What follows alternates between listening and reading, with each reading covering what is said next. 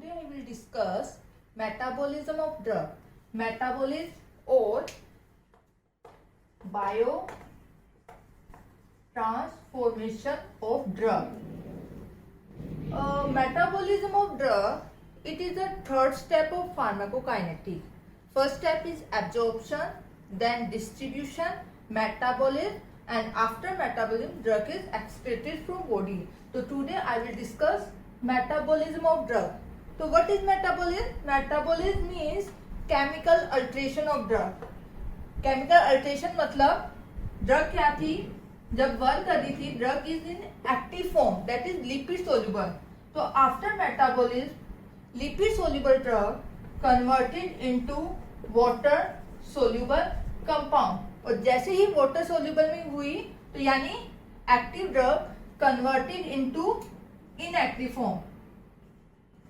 Active form converted into inactive form and it is excreted from body. That is metabolism of drug. तो हमने कहा lipid soluble converted into water soluble यानी active drug converted into inactive form या non polar compound converted into polar compound. जैसे ही polar में convert हुआ इसका फर्दर एब्जॉर्प्शन ही होगा और excreted from the body. That is metabolism of drug. बात आती है मेटाबॉलिज्म होता कहाँ पे है ड्रग का. तो मेटाबॉलिज्म ड्रग का किससे होता है? Through enzyme. तो जहां पे एंजाइम अवेलेबल है वहां ड्रग का मेटाबॉलिज्म होगा. तो most common site of metabolism is liver, क्योंकि अपन को पता है एंजाइम कहाँ है? लीवर में. तो most common site is liver. इसके अलावा जहां जहां एंजाइम अवेलेबल है वहां वहां क्या होगा? ड्रग का मेटाबॉलिज्म. तो another side intestine, lungs, intestine हो गया, lung, skin etcetera. But most common side अगर आपसे पूछे तो दैट इज लीवर. तो that is metabolism of drug. मैंने कहा मोस्टली क्या होती है मेटाबॉलिज्म यानी ड्रग एक्टिव थी कन्वर्टेड इनटू इनएक्टिव. तो मोस्टली क्या होता है? इसका थ्री हो सकता है, थ्री आउटकम हो सकते हैं. First active compound, active drug converted into inactive form after metabolism. It is the most common. Most of drug active है, आफ्टर मेटाबॉलिज्म वो कन्वर्ट हो जाएगी inactive. For example most of drug का यही होता है, आफ्टर मेटाबॉलिज्म वो converted हो जाती है इनएक्टिव फॉर्म में. Most common example like paracetamol. Second क्या होता है? कुछ ड्रग्स है एक्टिव फॉर्म में है, जब इनका मेटाबॉलिज्म हुआ तो जो प्रोडक्ट बना इट इज ऑल्सो एक्टिव. तो active drug converted into active compound. तो मेटाबॉलिज्म के बाद एक्टिव है यानी ये ड्रग भी एक्टिव है, इसका जो प्रोडक्ट बना दैट इज एक्टिव. तो this drug is long acting. तो ये हो सकता है फॉर एग्जांपल डाइजीपाम. डाइजीपाम जो हम लेते हैं सिटेक्टिव हिप्नोटिक, इट इज एक्टिव. जब इसका बॉडी में मेटाबॉलिज्म होता है तो जो प्रोडक्ट बनता है that is oxazepam. It is also active. तो अभी तक ये एक्टिव है, लिपिड सोल्यूबल है, प्रोडक्ट बना वो भी लिपिड सोल्यूबल है, तो अभी ये बॉडी में वर्क करेगी. तो सेकेंड जैसे diazepam, oxazepam, codeine converted into morphine. तो it is active, it product is also active. There another example most common is diazepam, codeine etcetera.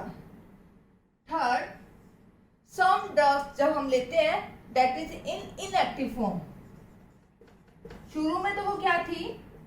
Inactive थी, बट जब उसका मेटाबॉलिज्म हुआ और जो प्रोडक्ट बना दैट इज एक्टिव. मोस्टली यही होता है हमारी बॉडी में मोस्ट ऑफ ड्रग का. मोस्ट ऑफ ड्रग का क्या होता है? Active converted into active. कुछ के एग्जांपल्स हैं ये. और कुछ ड्रग्स ऐसी होती है हमने ली इनएक्टिव थी, बट जब इसका मेटाबॉलिज्म हुआ और जो प्रोडक्ट बना दैट इज एक्टिव, यानी अब ये काम करेगी. तो इनएक्टिव कन्वर्टेड इनटू एक्टिव. ऐसी ड्रग्स को हम क्या बोलते हैं? Pro drug. Pro drugs means short note आता है आपका प्रो ड्रग पे, तो आपको डेफिनेशन एंड विद एग्जांपल उसके बेनिफिट्स बताने हैं. तो प्रो ड्रग्स क्या होती है? drugs are inactive as such, but after metabolism they are converted into active product and then it will act. Okay, तो इसकी बेनिफिट क्या होता है? They have better bio availability, इनके साइड इफेक्ट्स होते हैं वो कम होते हैं. एग्जाम्पल्स याद करते हैं क्योंकि प्री पीजी में प्रोडक्ट्स के एग्जाम्पल पूछे जाते हैं आपसे. तो I will discuss some examples of product.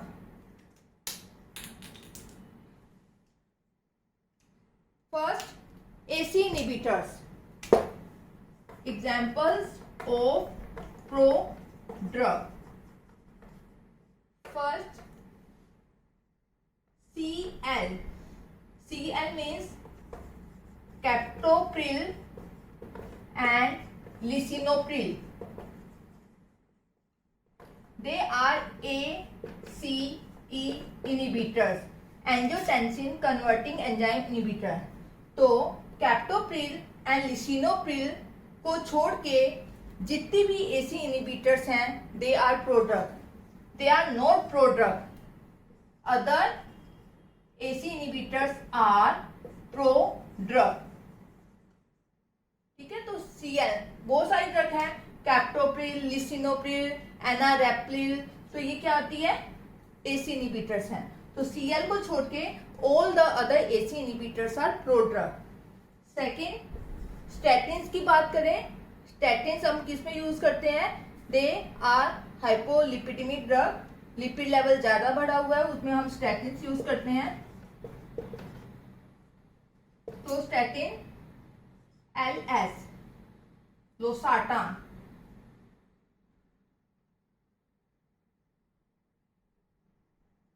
Sorry, statins, lovastatins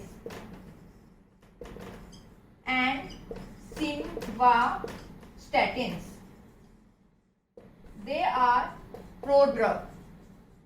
statins के अंदर lovastatin and simvastatin दो ड्रग है जो प्रोड्रग है. Other statins are not prodrug. तो ये क्या है? प्रोड्रग. थर्ड, NSAIDs की बात करते हैं. NSAIDs non steroidal anti inflammatory drug. इसमें NS, nabumetone and sulindac. They are prodrug. Other NSAIDs are not prodrug. Next example, antiplatelets हैं. CT, clopidogrel and ticlopidine. They are prodrug. तो मैंने इतने सारे एग्जांपल्स बताए आपको प्रोड्रग के. तो प्रोडक्ट्स क्या होती है? Drugs are inactive as such but after metabolism they are converted into active product and they have better bioavailability. They have less side effects. For example, CL को छोड़ के other AC inhibitors are prodrugs. Statin में LS are prodrugs. NSAID में NS are prodrugs and antiplatelet में CT. Diazepam पूछे. Diazepam not a prodrug. Diazepam active drug with active metabolite. तो metabolism के बाद कुछ भी होता है लेकिन मोस्टली मेटाबॉलिज्म के बाद ड्रग इनएक्टिव फॉर्म में कन्वर्ट होती है यानी lipid soluble converted into water soluble. फिर मेटाबॉलिज्म होना है ड्रग का.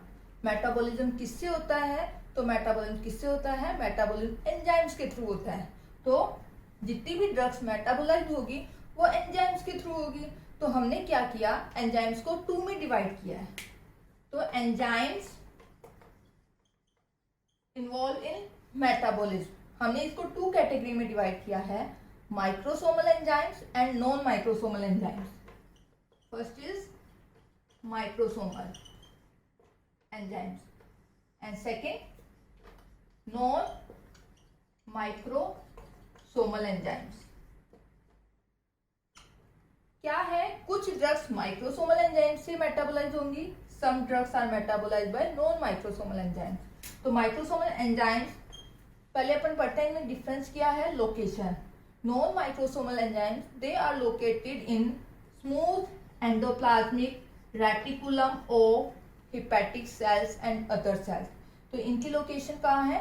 Smooth endoplasmic reticulum of hepatic cells and other sales. क्योंकि मैंने हिपैटिक लिखा क्योंकि मोस्ट कॉमन मेटाबॉलिज्म लीवर में होता है।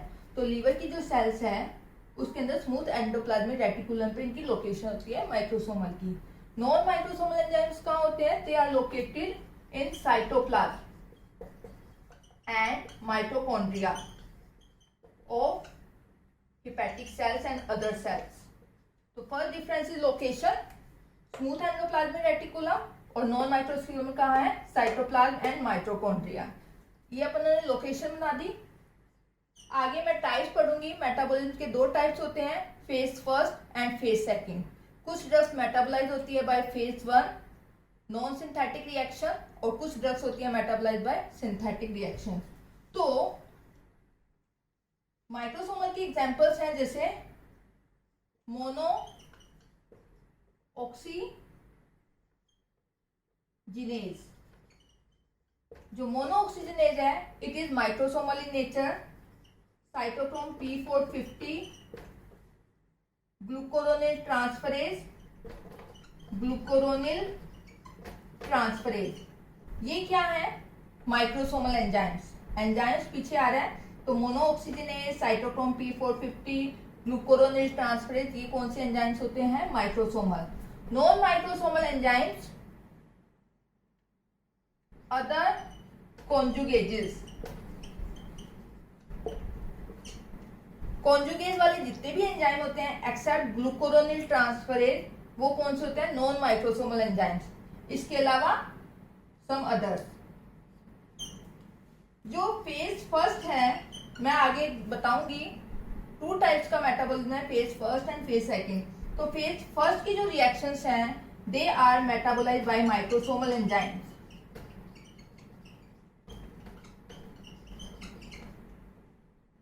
Phase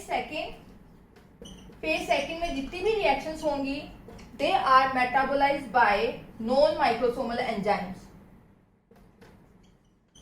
accept glucuronyl transferase reaction. Phase second के अंदर सारी कॉन्जुगेज रिएक्शन आएगी। तो जो ग्लूकोरोनिल ट्रांसफरेज वाली रिएक्शंस हैं they are metabolized by microsomal enzyme. तो ग्लूकोरोनिल ट्रांसफरेज। इसके अलावा सम फेज फर्स्ट, यानी फेज फर्स्ट की जो रिएक्शन है they are metabolized by microsomal as well as non microsomal enzyme. But phase second की जितनी भी रिएक्शंस है except glucuronyl transferase glucuronide conjugation, except glucuronide conjugation, उसको छोड़ के जितनी भी फेज सेकंड है they are metabolized by non microsomal enzymes. अब ये जो माइक्रोसोमल एंजाइम्स हैं they are induced or inhibited by other drugs. So they are induced and inhibited by other drugs. यानी इनमें ड्रग इंटरेक्शन शो होगी। जो drugs phase first यानी इन enzyme से मेटाबोलाइज हो रही है उनमें ड्रग इंटरेक्शन शो होगी क्योंकि वो इंड्यूस और इनहिबिट होती है बाय द अदर ड्रग्स। तो ये वाले एंजाइम्स होते हैं इंड्यूस और inhibit by other drugs.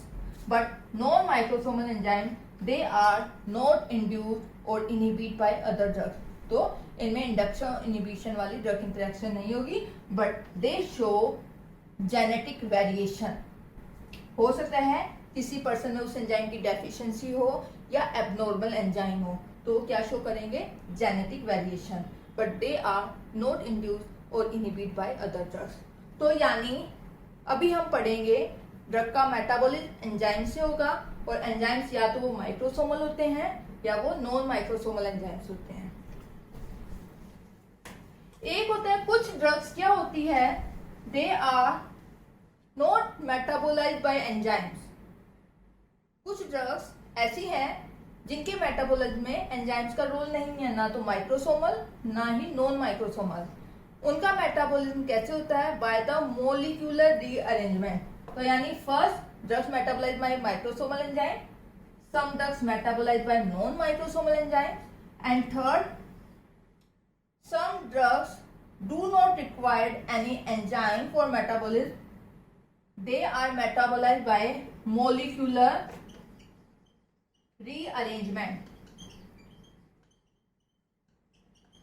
In reactions को हम बोलते हैं होफमान elimination.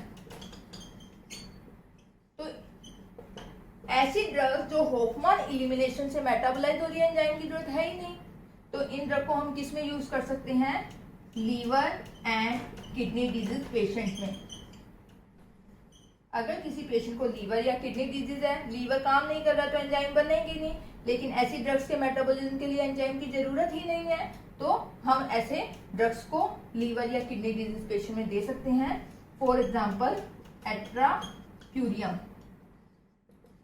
Atracurium is a peripheral acting smooth skeletal muscle relaxant drug. Skeletal muscle को रिलैक्स करती है एट्राक्यूरियम, तो ये हम यूज करते हैं. तो ये मेटाबॉलिज्म 3 तरीके से हो सकता है ड्रग का. इस पे क्वेश्चन आता है प्री पीजी के अंदर, which of following drug is metabolized by Hofmann elimination? That is atracurium.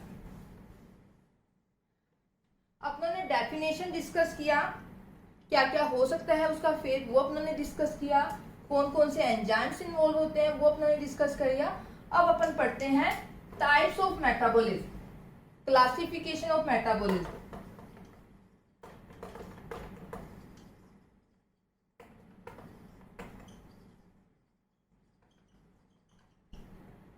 हमने मेटाबॉलिज्म को 2 में क्लासिफाई किया है, फर्स्ट एंड सेकंड, यानी phase first and phase second metabolism. Phase first also called as non synthetic reaction.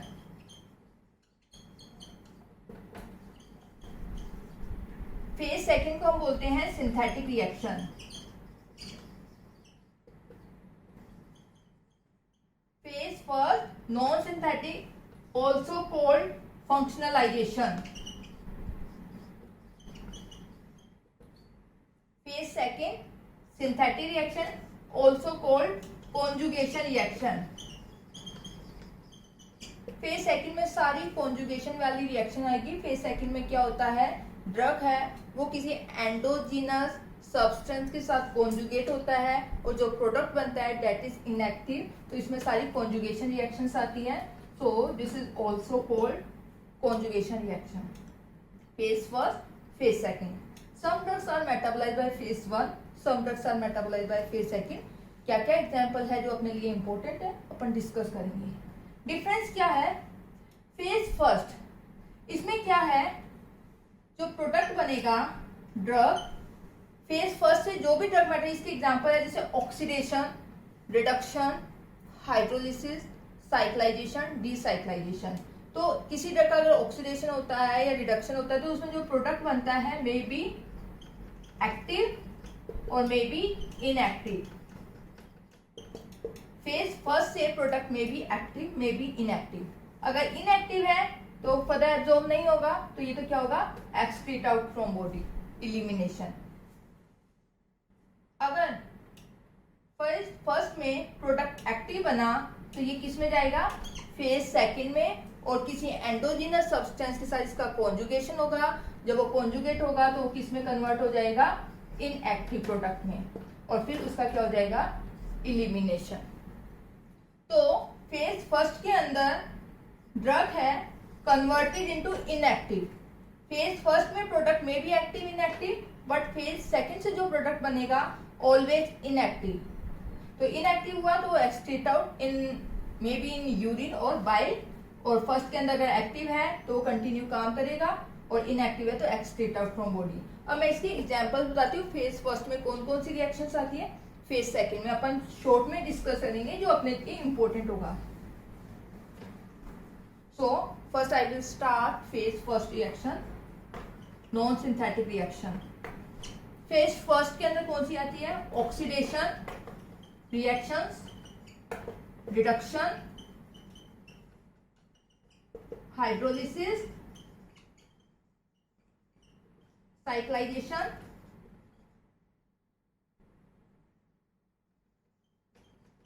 डीसाइक्लाइजेशन. ये जितनी भी reaction है दे आर फेज फर्स्ट, ठीक है। और इसमें जो एंजाइम होता है may B microsomal and may be non microsomal. तो फर्स्ट अपन बिल्कुल शॉर्ट में डिस्कस करेंगे ऑक्सीडेशन में क्या होता है। नाम से पता चल रहा है ड्रग है एडिशन ऑफ ऑक्सीजन, ठीक है।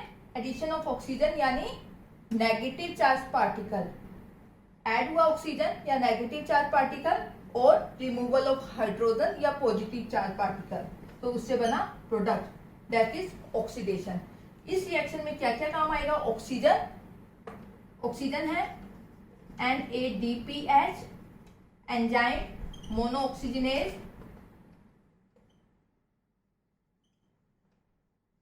एंड साइटोक्रोम P450, तो उससे बनेगा प्रोडक्ट। तो ये होगी phase first reaction. Cytochrome P450 it is very important enzyme in your body, बहुत ही इंपॉर्टेंट है। इसके अंदर क्या होता है, हीम है, आयरन कंटेनिंग एंजाइम है। इसकी बहुत सारी isoform in the body, various isoform more than 100। तो इसको हमने क्लासिफाई किया है फैमिलीज में, सब फैमिलीज में, फिर उसके अमीनो एसिड का सीक्वेंस क्या है उसके अकॉर्डिंग हमने इसको आगे फर्दर डिवाइड किया है। और मोस्ट कॉमन जो बॉडी में है साइटोक्रोम P450 3A4। इसकी जो सबसे इंपॉर्टेंट आइसोफॉर्म है that is cytochrome P450 3A4। Families, सब फैमिलीज, और आगे जैसे इसको 1 2 3 ऐसे डिवाइड किया है फैमिलीज में, फिर 1 को भी आगे A B C में डिवाइड किया है, और फिर उसके अमीनो एसिड का सीक्वेंस क्या है अगेन 1 2 3। तो ऐसे इसकी मोर देन 100 आइसोफॉर्म है। मोस्ट कॉमन जो बॉडी में है, most of around 50% of drug जो है वो मेटाबोलाइज होती है by the cytochrome P450 3A4, ठीक है। तो इससे मेटाबोलाइज होती है। तो कुछ ड्रग्स क्या करेगी, अगर सेम एंजाइम को यूटिलाइज करती है तो दे शो ड्रग इंटरेक्शन, यानी एक ड्रग इसको इंड्यूस भी कर सकती है एंजाइम को, इनहिबिट भी कर सकती है, तो वो affect the metabolism of other drug. तो मोस्ट कॉमन 3A4। इसके अलावा अदर फॉर्म है साइटोक्रोम 2D6 2C19। क्वेश्चन आता है 2C19 से कौन सी ड्रग मेटाबोलाइज होती है, तो आप एग्जांपल याद करना। प्रोटीएज इनहिबिटर है ओमेप्राजोल। ओमेप्राजोल एसिडिटी में हम काम में लेते हैं, it is a protease inhibitor omeprazole, and clopidogrel antiplatelet drug. तो 2C19 से ये ड्रग्स मेटाबोलाइज होगी, ओमेप्राजोल एंड क्लोपिडोग्रिल। इस पे क्वेश्चन आया हुआ है, तो ये मोस्ट कॉमन है। Reduction it is just opposite to oxidation, यानी एडिशन ऑफ हाइड्रोजन या positive charge particle and removal of oxygen. Hydrolysis में क्या होगा, ड्रग है, हाइड्रोजन वाटर ऐड होगा in the presence of esterase enzyme, तो क्या बनेगा product acid plus alcohol. Cyclisation में क्या होता है, ड्रग स्टेटिंग में है, मेटाबॉलिज्म के बाद वो किस में कन्वर्ट हो जाएगी, रिंग फॉर्म में, दैट इज साइक्लाइजेशन। डीसाइक्लाइजेशन में क्या है, ड्रग रिंग फॉर्म में है but after metabolism converted into state.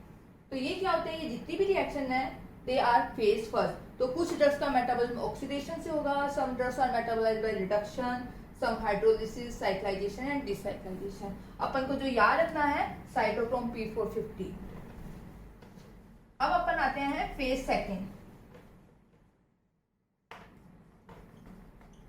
Phase second reaction also called conjugation reaction. इसमें क्या होता है, कोई ड्रग ली हमने, कोई एंडोजिनस सब्सटेंस कॉन्जुगेट होगा। वो एंडोजिनस सब्सटेंस क्या हो सकता है, may be glutathione, may be glycine, may be sulphate, may be methyl group, may be glucuronide group. तो उससे जो प्रोडक्ट बनेगा दैट इज इनएक्टिव और वो एक्सक्रीट हो जाएगा to the body in urine और मे बी इन बाइल। तो इससे प्रोडक्ट हमेशा ऑलवेज इनएक्टिव होता है। तो इसकी एग्जांपल्स हैं, अपन पढ़ते हैं। First is glucuronide conjugation. First glucuronide conjugation में जो एंजाइम होगा that is microsomal in nature. बाकी जितने भी फेज सेकंड में जो एंजाइम काम आएंगे वो क्या होंगे, नॉन माइक्रोसोमल इन नेचर। तो ड्रग ग्लूकोरोनिक एसिड इसमें ऐड होगा in the presence of UDP glucuronil transferase. So this enzyme is microsomal in nature. और ये क्या होगा, माइक्रोसोमल है, तो इट इज इंड्यूस्ड और inhibited by other drugs, other food product and other substance. तो ड्रग ग्लूकुरोनिक एसिड के साथ बाइंड होगा in the presence of UDP, glucuronyl transferase, and product inactive excrete out. ठीक है, तो ये होता है अपना ग्लूकुरोनाइड कॉन्जुगेशन. पेपर में ना प्री पीजी में इसके एग्जांपल्स पूछे जाते हैं, तो इसके एग्जांपल्स आप याद रखना. CLAMP, clamp. ये जो ड्रग्स है they are metabolized by glucuronic acid, glucuronide conjugation. C से clonazepam, sorry C for chloramphenicol. It is antibiotic chloramphenicol. L for lorazepam. A for aspirin. M for morphine. P for paracetamol. तो example पूछा जाता है which of following drug is metabolized by glucuronide conjugation. तो इनमें से जो है आप टिक कर देना. Chloramphenicol, lorazepam, it is the sedative hypnotic, aspirin, morphine, paracetamol. Morphine opioid analgesic है, पैरासीटामोल एनसैड है, non steroidal anti inflammatory drug. तो आपको ये एग्जाम्पल याद करने हैं. सेकंड फेज सेकंड का एग्जाम्पल है. अदर रिएक्शन कौन सी है? एसिटाइलेशन. एसिटाइलेशन एसिटाइलेशन में क्या होगा? It is also phase second, पर यहाँ पे जो एंजाइम काम होगा डेट इज, अब जो भी एंजाइम आएंगे फेज सेकेंड में they are non microsomal in nature. तो ड्रग यहाँ जुड़ेगा acetyl coenzyme A, acetyl transferase enzyme, acetylation, तो एसिटाइल को एंजाइम ए जुड़ेगा in the presence of acetyl transferase. This enzyme is non microsomal in nature, तो उससे क्या बनेगा? Product. इसके भी एग्जांपल्स पूछे जाते हैं आपसे, तो इसमें आप लिखना सी शिप. सी शिप, वहां सी का मतलब था क्लोराम्फेनिकोल, यहां सी है clonazepam. Clonazepam. S for sulfa drugs. Sulfa drugs sulfonamide including dapsone. जितने भी सल्फर ड्रग्स है, sulfonamide, dapsone, they are metabolized by acetylation. H for hydralazine. Hydralazine. I for isoniazid.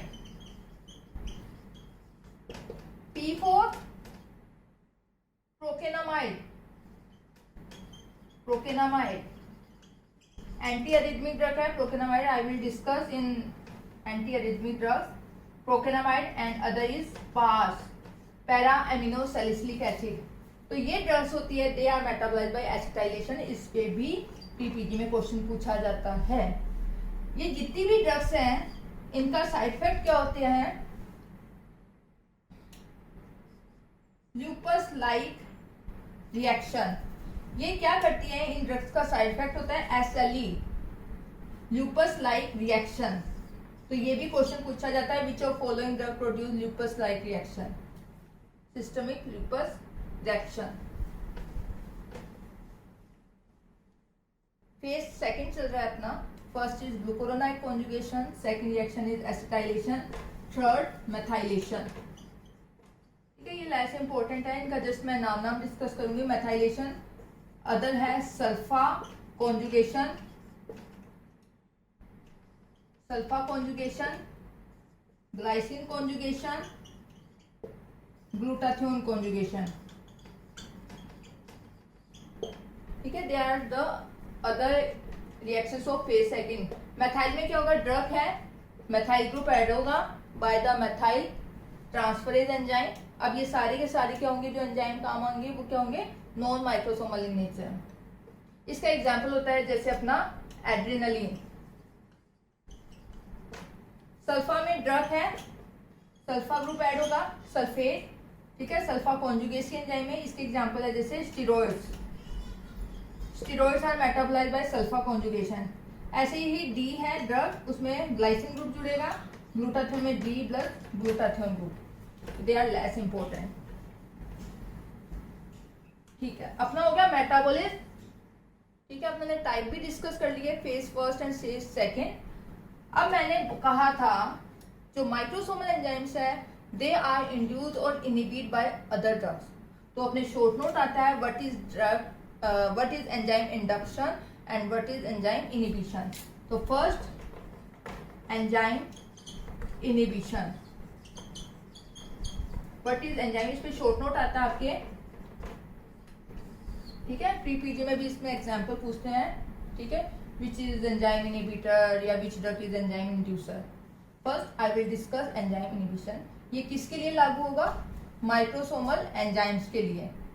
ठीक है, क्योंकि नॉन माइक्रोसोमल एंजाइम्स है वो तो इंड्यूस होते ही नहीं ड्रग और अदर सब्सटेंस। तो यहाँ जो एंजाइम वर्ड आ रहा है ये कौन सा है, माइक्रोसोमल एंजाइम्स। तो अपन डिस्कस करते हैं इसकी definition, what is enzyme inhibition. For example drug metabolised bye enzyme, और ये कौन सा एंजाइम है, माइक्रोसोमल, उससे बना प्रोडक्ट। मोस्टली ड्रग एक्टिव है, after metabolism converted into inactive form. ठीक है, ये ड्रग 1 थी। अब मैंने क्या दिया, सेकंड ड्रग। तो क्या है, some drugs inhibit the metabolism of other drugs. मैंने 2 ड्रग साथ में दी, तो इस सेकंड ड्रग ने क्या किया, इस ड्रग के मेटाबॉलिज्म को इनिबिट किया। कैसे इनिबिट किया, बाय इनिबिटिंग दिस एंजाइम। ये माइक्रोसोमल एंजाइम था, induced inhibited bye other drugs. तो मैंने क्या किया, 2 ड्रग साथ में दी, तो इस ड्रग ने क्या किया, इस एंजाइम को इनिबिट कर दिया। ठीक है, ये एंजाइम इससे इनिबिट हो रहा था, तो एंजाइम इनिबिट हो गया। तो अब इस ड्रग का मेटाबॉलिज्म नहीं होगा, मेटाबॉलिज्म नहीं होगा तो एक्टिव कंसंट्रेशन बॉडी में ज्यादा, तो इफेक्ट ज्यादा, that is enzyme inhibition.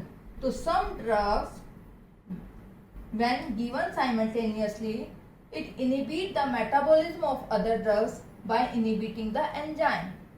This is called enzyme inhibition.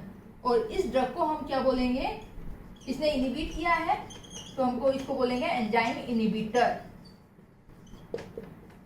अभी एग्जांपल बताऊंगी कौन कौन सी ड्रग होती है जो एंजाइम इनिबिटर की तरह वर्क करती है। तो ये ड्रग होगी एंजाइम इनिबिटर। मेटाबॉलिज्म हो गया अफेक्टेड, तो क्या हो गया, इसने कंसंट्रेशन को अफेक्ट किया। बट ये रिएक्शन इतनी इंपॉर्टेंट नहीं होती। क्यों नहीं होती, क्योंकि मैंने आपको बताया था साइटोक्रोम P450 से ड्रग मेटाबोलाइज हो रही है और उसकी मोर देन 100 आइसोफॉर्म है। तो अलग अलग ड्रग्स अलग अलग एंजाइम की आइसोफॉर्म से मेटाबोलाइज हो रही है। कोई साइटोक्रोम 3A4, कोई 2D6, 2C19, बहुत सारी आइसोफॉर्म है। तो ये रिएक्शन लेस कॉमन है। दूसरा, हमारी बॉडी में एंजाइम बहुत ज्यादा है, तो इस वजह से ये रिएक्शन नहीं होती। क्यों नहीं होती, 2 रीजन है। Because drugs are metabolized by different isoform of cytochrome P450 number 1, and second enzymes are available in excess. ये रिएक्शन कब होती है, जब बॉडी में एंजाइम कम है, यानी ड्रग 0 ऑर्डर काइनेटिक से मेटाबोलाइज होती है, एंजाइम कम है फर्स्ट, तब ये रिएक्शन होती है। सेकेंड, जब 2 ड्रग सेम आइसोफॉर्म से मेटाबोलाइज हो रही है। एक ड्रग थी, ये भी साइटोक्रोम 3A4 से मेटाबोलाइज हो रही थी, ये भी 3A4 से, तब ड्रग की इंटरेक्शन होगी, अदरवाइज ये लेस कॉमन है। अब ड्रग डायरेक्ट एंजाइम को इनिबिट करती है तो इफेक्ट विद इन आवर्स में आ जाएगा, कुछ घंटों में ही। तो ये होता है एंजाइम इनिबिशन। अब मैंने 2 ड्रग साथ में दी, हम ये क्यों पढ़ रहे हैं, क्योंकि ये ड्रग इंटरेक्शन शो करता है, इसके बेनिफिट्स भी हैं, इसके एडवर्स कॉन्सिक्वेंसेस भी हैं। For example beneficial consequences. Beneficial consequences क्या है, फॉर एग्जांपल किसी पेशेंट को पार्किंसोनिज्म है, पार्किंसोनिज्म में क्या होगा, डोपामिन की डेफिशिएंसी। डोपामिन जो न्यूरॉन है उनका डीजनरेशन स्टार्ट हो जाता है बेसल गैंग्लिया में, तो बाहर से डोपामिन देते हैं, तो हम लीवोडोपा देते हैं बाहर से।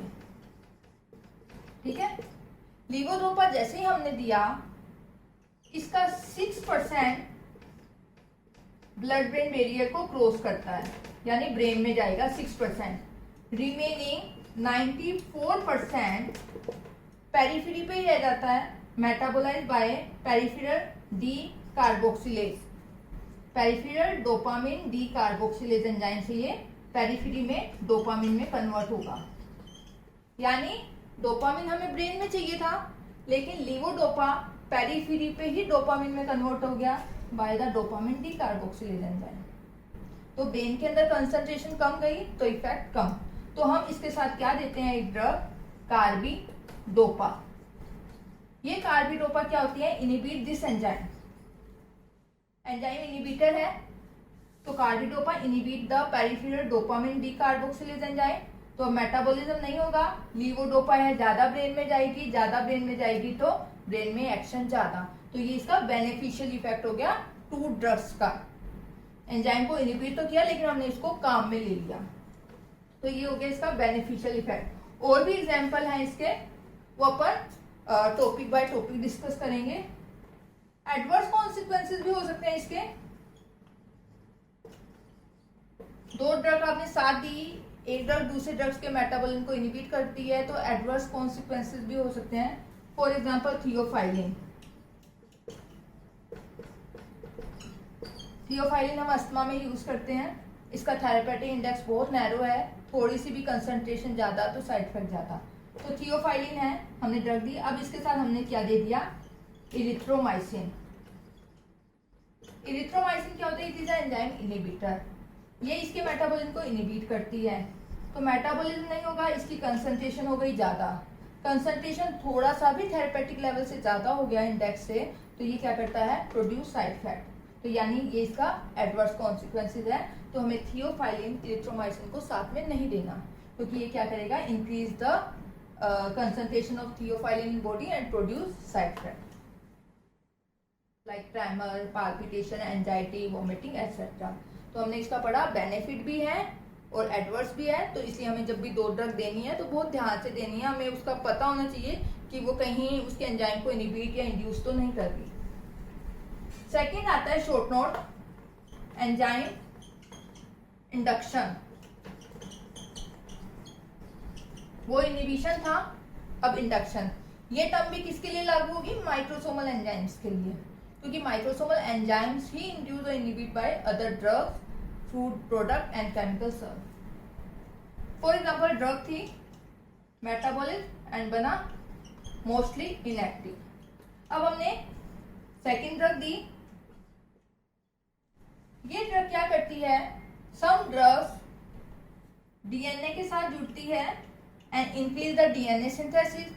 डीएनए ज्यादा तो क्या हो जाएगा, रेप्लिकेशन, ट्रांसक्रिप्शन, ट्रांसफॉर्मेशन ज्यादा तो प्रोटीन ज्यादा। तो ये क्या करती है, कुछ drugs interact with DNA and increase the synthesis of enzymatic protein. तो ज्यादा एंजाइम बनेगा तो क्या होगा, एंजाइम ज्यादा बनेगा तो ड्रग का ज्यादा मेटाबॉलिज्म होगा, और ड्रग का क्या होगा, बॉडी में कंसंट्रेशन कम, यानी थेरेपेटिक फेलियर। तो some drugs induce the metabolism of other drugs. Induce ज्यादा तो मेटाबॉलिज्म फटाफट होगा, मेटाबॉलिज्म फटाफट हो गया तो क्या हो जाएगा, डिक्रीज, इसकी एक्टिव कंसंट्रेशन बॉडी में कम एंड थेरेपेटिक फेलियर। तो ये होता है enzyme induction. For example phenobarbitone, और एग्जाम्पल मैं बताऊंगी, फिनोबार्बिटोन मोस्ट कॉमन एग्जाम्पल है इसका। ठीक है, अब इसके क्या क्या कॉन्सिक्वेंसेस हो सकते हैं इंडक्शन के, consequences of enzyme induction. First consequence क्या क्या हो सकता है, मैंने कहा ड्रग एक्टिव होती है, आफ्टर मेटाबॉलिज्म इनएक्टिव, यानी if one drug induce the metabolism of other drugs तो it cause therapeutic failure। Metabolism बढ़ गया तो बॉडी में एक्टिव कंसंट्रेशन फटाफट कम हो गई, वो इनएक्टिव में कन्वर्ट होगी तो एक्सक्रीट आउट, यानी उसका थेरेपेटिक फेलियर। तो दो ड्रग अगर आपने साथ में दी और दूसरी ड्रग ने उसके मेटाबॉलिज्म को बढ़ा दिया तो क्या किया, थेरेपेटिक फेलियर। फॉर एग्जाम्पल कोई पेशेंट थी, कोई पर्सन थी, लेडी, वो ओसी पिल ले रही थी, oral contraceptive pill to prevent pregnancy. ठीक है, ओसी पिल ले रही थी। अब उसने स्टार्ट कर दी, फॉर एग्जांपल उसको ट्यूबरकुलोसिस हो गया। ट्यूबरकुलोसिस हुआ तो डॉक्टर ने उसको रिफैम्पिसिन दे दी साथ में। It is anti tubercular drug, और ये क्या है, एंजाइम इंड्यूसर है। ओसीपीलरी की प्रेगनेंसी को प्रिवेंट करना है, अब उसने साथ में रिफैम्पिसिन ऐड कर दिया क्योंकि उसको टीबी हो गया। तो रिफैम्पिसिन इज एंजाइम इंड्यूसर, तो इसने क्या किया, इसके मेटाबॉलिज्म को इंड्यूस कर दिया। इसके मेटाबॉलिज्म को इंड्यूस कर दिया तो बॉडी में इसकी कंसंट्रेशन कम हो गई, तो क्या हुआ, पेशेंट को इफेक्ट आएगा ही नहीं इस ड्रग का, तो अनवांटेड प्रेगनेंसी। ठीक है, तो फेलियर ऑफ कॉन्ट्रासेप्शन। ठीक है, मोस्टली ये होता है। कुछ ड्रग्स क्या थी, मैंने कहा प्रोड्रग थी, इनएक्टिव थी, after metabolism converted into active form by the enzyme. ठीक है, अगर ड्रग इनएक्टिव थी और एक्टिव में कन्वर्ट हो रही है तो इस कंडीशन में क्या होगा, अगर आपने दूसरी ड्रग ऐड की और वो एंजाइम को इंड्यूस कर दिया है तो क्या हो जाएगा, इंक्रीज कंसंट्रेशन। ठीक है, इंक्रीज कर दे तो may be therapeutic failure, may be increase concentration. For example paracetamol ले रहा है कोई पेशेंट, पेन हो रहा है और पैरासीटामोल लेता है। ठीक है, अब वो पेशेंट क्या होता है, क्रोनिक अल्कोहलिक पेशेंट है। अगर कोई क्रोनिक अल्कोहल लेता है, it act as a enzyme induction. जो ड्रग्स इंड्यूस करती है एंजाइम को, उनको हम बोलते हैं एंजाइम इंड्यूसर्स। जो इनिबिट करती है ड्रग्स, उन ड्रग्स को बोलते हैं हम एंजाइम इनिबिटर्स। तो ये क्रोनिक अल्कोहल क्या हो गया, एंजाइम इंड्यूसर। तो पेशेंट अल्कोहलिक था, पैरासीटामोल ले रहा था, तो लंबे समय तक इसने क्या किया, पैरासीटामोल को मेटाबॉलिज्म को बढ़ा दिया, और मेटाबॉलिज्म बढ़ने से इसका एक प्रोडक्ट बनता है एन एसिटिल मेटाबॉलिज्म बढ़ता है NABQI,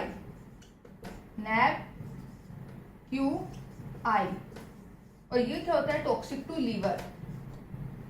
तो अगर क्रोनिक अल्कोहल है, इसके मेटाबॉलिज्म को इंड्यूस करेगा, इंड्यूस ज्यादा हुआ तो ये NABQI प्रोडक्ट ज्यादा बनेगा और it is toxic to liver. तो ऐसे पेशेंट को क्या होगा, पैरासीटामोल से लीवर टॉक्सिसिटी। तो ये होगा, या तो थेरेपेटिक फेलियर हो सकता है या इंक्रीज कंसंट्रेशन में भी टॉक्सिसिटी। और क्या कॉन्सिक्वेंसेस हो सकते हैं, कुछ ड्रग्स जब हम लंबे समय तक लेते हैं तो खुद के ही मेटाबॉलिज्म को क्या करते हैं, इंड्यूस। मैं ले रही थी for example carbamazepine. Carbamazepine anti epileptic drug है, सीजर को प्रिवेंट करती है, ये सीजर को रोकती है। किसी पेशेंट को एपिलेप्सी था, वो कार्बामेजापिन ले रहा है, 1 महीने तक लिया, 2 महीने, तो धीरे धीरे ये ड्रग क्या होती है, खुद के ही मेटाबॉलिज्म को इंड्यूस करती रहेगी। तो अब बॉडी में इसकी कंसंट्रेशन कम होना स्टार्ट हो जाएगी। तो इसने क्या किया, ऑटो इंडक्शन, खुद के ही मेटाबॉलिज्म को इंड्यूस कर दिया। तो अब हमें क्या करना पड़ेगा, इसकी डोज को बढ़ाना पड़ेगा। 1 महीने बाद आएगा पेशेंट, डॉक्टर साहब मुझे तो ना सीजर वापस आने लग गए, वही डोज ले रहा हूँ, उतनी ही डोज ले रहा हूँ, लेकिन अब वो ड्रग इफेक्ट नहीं करती, काम नहीं करती। क्यों, क्योंकि उसने खुद किया। तो अब इस कंडीशन में हमें डोज को बढ़ाना पड़ेगा। नेक्स्ट होता है acute intermittent porphyria, precipitate of acute intermittent porphyria. अगर कोई पेशेंट कोई एंजाइम इंड्यूसर ले रहा है, एक्यूट इंटरमिटेंट पोर्फायरिया में क्या होता है, एला सिंथेज एंजाइम है, ये किसके काम में काम आता है, पोर्फायरिन बनाने में। पोर्फायरिन इज सिंथेसिस बाय एला सिंथेज एंजाइम। तो हमने इंड्यूसर दिया, फॉर एग्जांपल फिनोबार्बिटोन, ये इंड्यूसर क्या करेगी, इसको इंड्यूस करेगी एंजाइम को। ये एंजाइम इंड्यूस होगा तो पोर्फायरिन ज्यादा बनेगा, पोर्फायरिन ज्यादा बनेगा तो क्या होगा, एक्यूट इंटरमिटेंट पोर्फायरिया। तो अगर कोई पेशेंट एंजाइम इंड्यूसर ड्रग ले रहा है तो क्या कर सकता है, precipitate of acute intermittent porphyria, अगर किसी पेशेंट को पहले है तो। ठीक है, तो ये इसके कॉन्सिक्वेंसेज है। तो हम इसको काम में क्लिनिकली कहाँ यूज करते हैं, तो इसके कुछ थेरेपेटिक यूजेस भी हैं। Therapeutic uses of enzyme induction, first congenital non haemolytic anaemia. बच्चा है, उसको कंजेनाइटल नॉन हिमोलिटिक एनीमिया, यानी लीवर के अंदर क्या हो रहा है, बिलीरुबिन का कॉन्जुगेशन नहीं हो रहा, ग्लूकुरोनाइड कॉन्जुगेशन नहीं हो रहा, तो उसकी वजह से बॉडी के अंदर बिलीरुबिन की कंसंट्रेशन ज्यादा। तो हमें अब क्या करना है, बिलीरुबिन बॉडी से निकालना है, यानी उसके मेटाबॉलिज्म को बढ़ाना है। तो हम क्या देते हैं, एंजाइम इंड्यूसर फिनोबार्बिटोन। तो फिनोबार्बिटोन क्या करेगा, induce the metabolism of bilirubin. ये क्या करेगा, ग्लूकुरोनाइड एंजाइम को क्या करेगा, इंड्यूस करेगा, तो बिलीरुबिन का कॉन्जुगेशन ज्यादा, एक्सक्रीशन ज्यादा। तो हम इसको clinically congenital non haemolytic anaemia में यूज करते हैं। सेकंड है कुशिंग सिंड्रोम।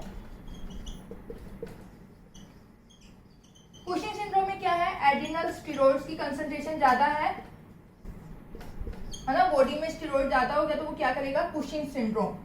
तो अब हमें इसको बॉडी से निकालना है तो हम क्या देते हैं, जैसे फेनिटोइन, तो वो क्या करेगा, induce the metabolism of steroid, तो उसकी कंसंट्रेशन बॉडी में कम। इसके अलावा किसी को पॉइजनिंग है, किसी ड्रग की पॉइजनिंग है, कंसंट्रेशन ज्यादा है तो पॉइजनिंग होगी, तो हम एंजाइम इंड्यूसर देंगे तो क्या करेगा, उसको बॉडी से निकाल देगा, उसको इनएक्टिव फॉर्म में कन्वर्ट करेगा, तो हम इसको पॉइजनिंग में भी काम में ले सकते हैं। इसके अलावा other use in some liver disease, किसी को लीवर डिजीज है, एंजाइम काम नहीं कर रहे या कम है, तो हम इंड्यूसर्स दे देंगे, तो क्या हो जाएगा, इट इज इफेक्टिव। तो ये इसके हो गया हमने थेरेपेटिक यूजेस। तो मैंने बताया एंजाइम इंडक्शन, एंजाइम इनहिबिशन, इस पे शॉर्ट नोट आता है आपके। बात आती है एग्जाम्पल्स की, तो मैं इसको टेबल से बनाऊंगी। एंजाइम इंड्यूसर, कुछ ड्रग्स क्या करेगी, एक्ट एज एंजाइम इनहिबिटर।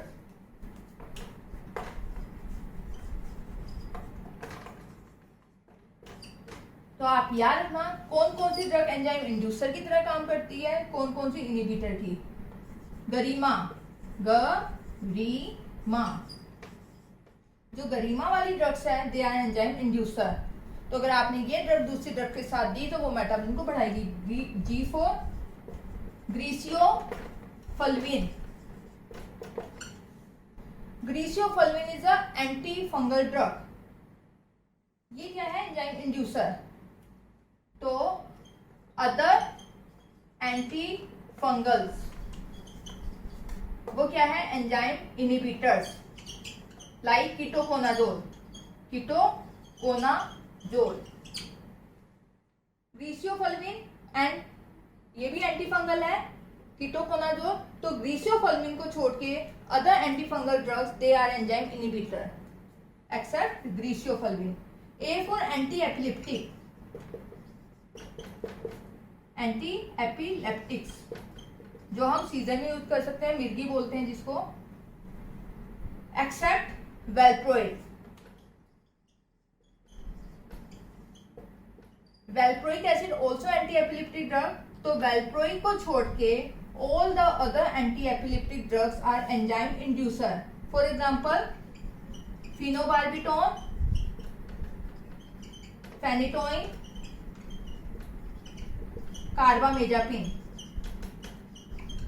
तो ये सारी की सारी क्या है, enzyme inducer except valproic acid. R4 rifampicin, rifampicin anti tubercular drug, also enzyme inducer. I for isoniazid, isoniazid enzyme inducer भी है, एंजाइम इनहिबिटर भी है। M for मीट, कोई मीट खाता है तो मीट क्या करता है, एंजाइम इंड्यूसर की तरह वर्क करता है। Alcohol, A for alcohol, chronic alcohol, तो एक्यूट अल्कोहल एंजाइम इनहिबिटर। तो ये एग्जांपल्स बताए हैं मैंने एंजाइम इंडक्शन की तरह, Garima, griseofulvin, other anti fungal drugs enzyme inhibitor, anti epileptic except valproic acid, R for rifampicin, I for isoniazid, M for meat, A for chronic alcohol. इसके अलावा enzyme inhibitors के अदर एग्जांपल है COCAE, ये भी enzyme inhibitor है। C for cimetidine, cimetidine, H2 blocker, acidity में काम में लेते हैं इसको। O for OC pills, C for ciprofloxacin, ciprofloxacin antibiotic. A for allopurinol, allopurinol gout में यूज करते हैं इसको। E for erythromycin, antibiotic, erythromycin. C से सिमिटिडीन, ओसिपिल्स, ciprofloxacin, A for allopurinol, E for erythromycin, they are enzyme inhibitors, so they inhibit the metabolism of theophylline। मैंने अभी example back में बताया भी था, ये ड्रग्स क्या करती है, अगर आप इसको थियोफाइलिन के साथ देते हो तो थियोफाइलिन के मेटाबॉलिज्म को इनहिबिट करेगी, तो इसकी कंसंट्रेशन ज्यादा, साइड इफेक्ट ज्यादा। तो थियोफाइलिन के साथ इन ड्रग्स को हमें नहीं देना। तो ये क्यों होती है? क्योंकि एंजाइम इनहिबिट करती है। इसके अलावा anti HIV drug ritonavir, ritonavir is a potent enzyme inhibitor. Anti HIV drug है, प्रोटीएज इनहिबिटर, उसमें रिटोनेविर, तो ये क्या हो गया? Enzyme inhibitor. तो ये एग्जांपल्स हैं जो आपके प्री पीजी में क्वेश्चन पूछे जाते हैं, तो इससे आपकी प्रॉब्लम बहुत इजीली सॉल्व होगी। Which of following act as enzyme inhibitor, तो ये वाली हैं, और ये ड्रग्स होंगी एंजाइम इनहिबिटर्स। तो आज इतना ही, thank you. In next class I will discuss excretion of drug, that is the last step of pharmacokinetic.